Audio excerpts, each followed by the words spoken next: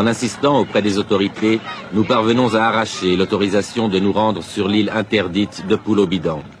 En juillet dernier, c'était encore une île déserte. Lorsque nous y débarquons, 26 000 hommes, femmes et enfants s'y entassent sur une plage minuscule.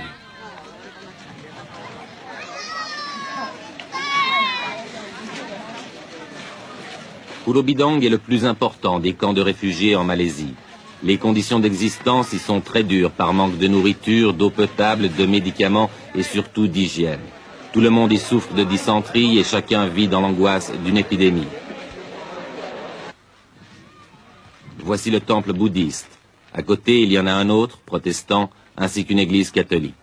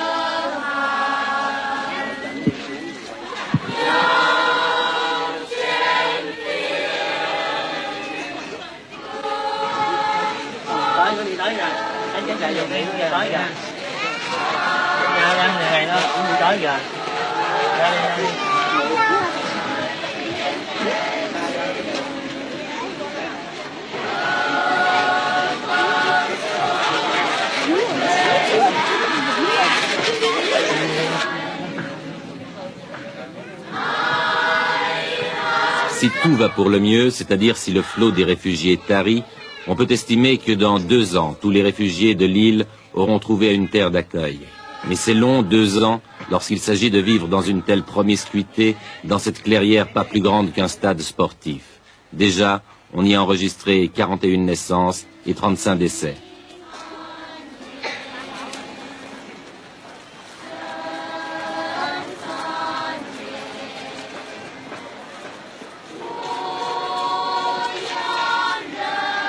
Est-ce que vous pouvez me présenter ces anciens combattants? Nous avons l'honneur de vous présenter Docteur l'assistant du chef de camp d'ici, Mr. Dang Van Kang, Major Commandant Chow, Commandant Mai, et les autres officiers de l'armée de l'air, capitaine, lieutenant, lieutenant Ten. Comment avez-vous pris la décision de quitter le Vietnam? Nous ne pouvons pas vivre avec les communistes. Notre ennemi, c'est les Vietcong.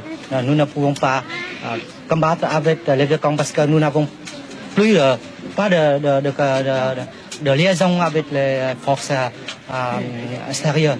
Mais si les communistes vous ont laissé partir des camps où vous étiez, pourquoi vous n'avez pas pu rester au Vietnam? Non, moi je pense que je ne peux pas rester moi-même. Je ne peux pas rester.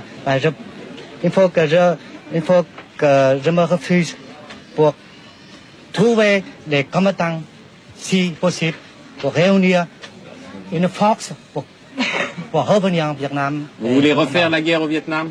Je pense que la plupart de notre militaires avaient une idée comme moi.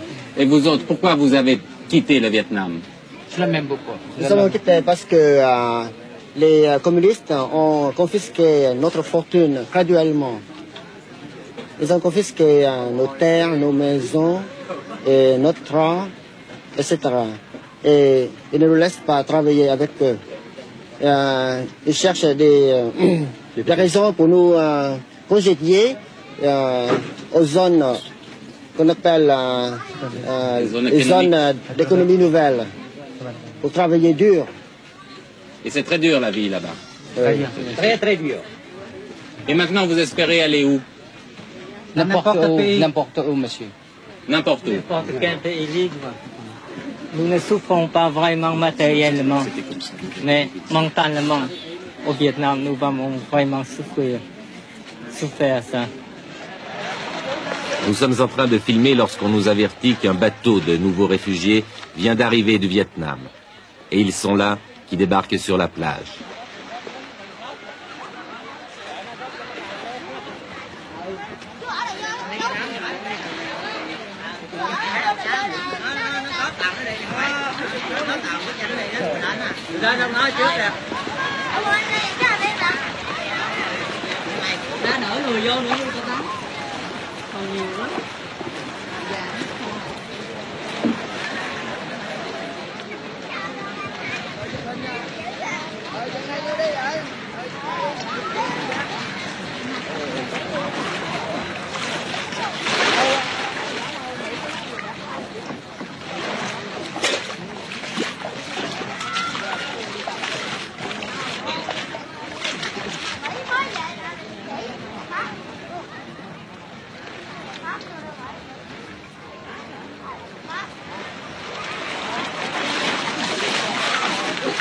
Em ơi.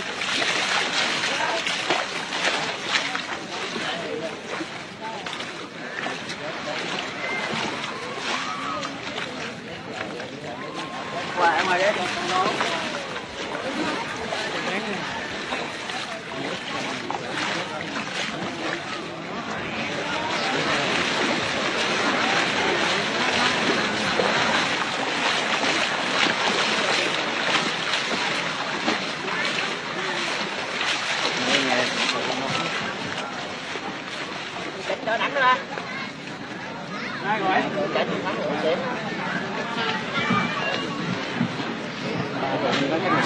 Sous le regard curieux de ceux dont ils vont partager le sort, ils sont rassemblés sur la plage et on enregistre leurs identités.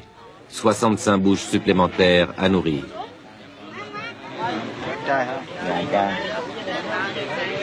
Đường thì nghề nghiệp cũng làm biển, này đường Giang Sơn nó 15 nữ không? Nữ nghề nghiệp học sinh. Đường Giang Sánh quên nãy anh trai quên để. Quand est-ce que vous vous êtes embarqué du Vietnam? Nous sommes embarqués du Vietnam le 14 décembre. Vous avez donc navigué pendant 8 jours? Oui, 8 jours et 8 nuits. 8 jours et 8 nuits. Est-ce que vous avez eu des ennuis? Mais nous sommes arrêtés en route 3 jours. Pourquoi? Parce que le moteur n'a pas marché. On s'est arrêté pour réparer le moteur. Ensuite, en mer, vous n'avez pas rencontré de pirates, par exemple? Non, pas de pirates. Vous saviez qu'il y en avait? Par la radio seulement, oui. Mais heureusement, nous n'avons pas rencontré. Oui.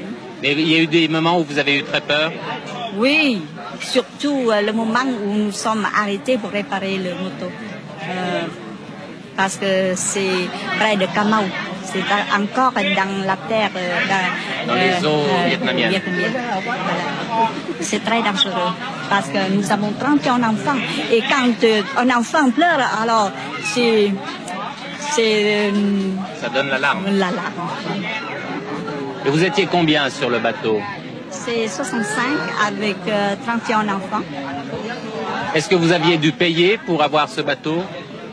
Nous nous sommes cotisés pour voyager seulement. Parce que nous n'avons pas assez d'argent pour payer au gouvernement comme les Chinois. Pourquoi vous êtes parti finalement du Mon Vietnam? mari est dans un camp de concentration et il y a 3 ans et presque 4 ans que je n'ai aucune nouvelle de lui. Qu'est-ce qu'il faisait, votre mari? Mon mari était secrétaire particulier du ministre de la Justice. Aujourd'hui, quel est votre sentiment maintenant que vous êtes sur une île malaise? Je me sens que je vais revivre une autre vie.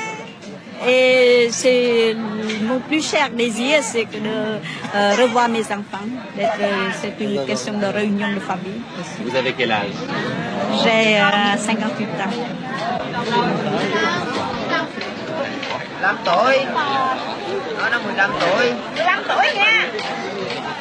Ce jour-là, pour la première fois depuis longtemps, arrivent des légumes frais. C'est une aubaine qui améliorera l'ordinaire composé de riz, de sardines et de poissons secs. L'approvisionnement est rendu difficile, en effet, parce que la mer est souvent impraticable et parce que la ville côtière la plus proche compte à peine autant d'habitants que l'île Pulau Bidong.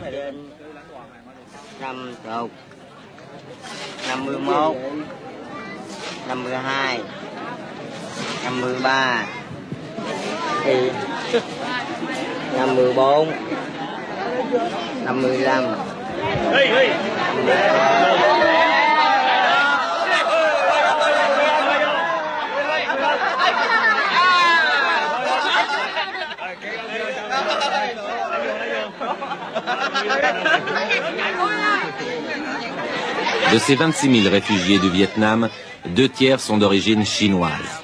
Et ce sont les Chinois qui, déjà, sont parvenus à organiser un marché noir avec la complicité de pêcheurs malaisiens. Un incident entre la population chinoise et vietnamienne de l'île pourrait à tout moment transformer en un chaos de haine cette communauté de misère. Chacun ici a une douloureuse histoire à raconter, comme ces rescapés d'un bateau qui avait été attaqué par des pirates thaïlandais. Je suis parti du Vietnam le 8 novembre.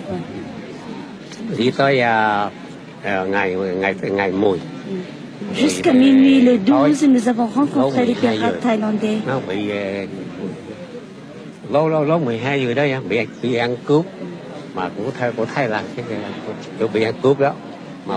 Ils ont forcé près de 30 jeunes gens. Et puis ils ont demandé à tous les hommes de transborder sur leur bateau.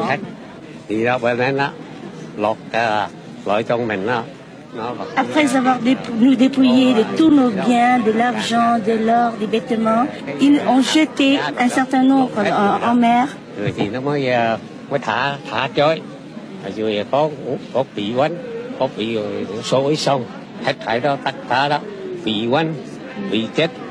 Près d'une vingtaine de gens ont été tués et blessés, près d'une dizaine.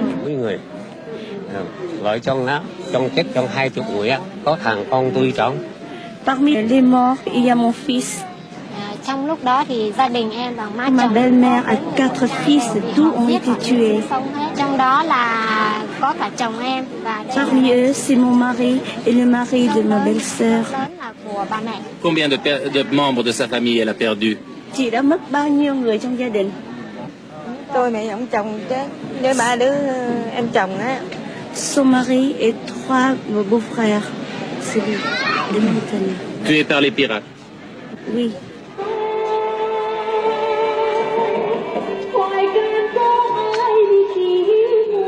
Les Asiatiques ont le génie de l'organisation et savent tirer parti des situations les plus difficiles.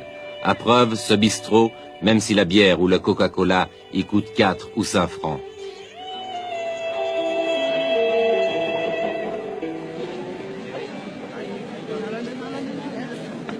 Plus encore que dans le camp de Pulau Besar, ici une lettre est peut-être le seul espoir de s'en sortir. En l'espace de quelques heures, et bien que cela soit interdit, nous en recueillons 1300 à destination du monde entier. Merci, madame.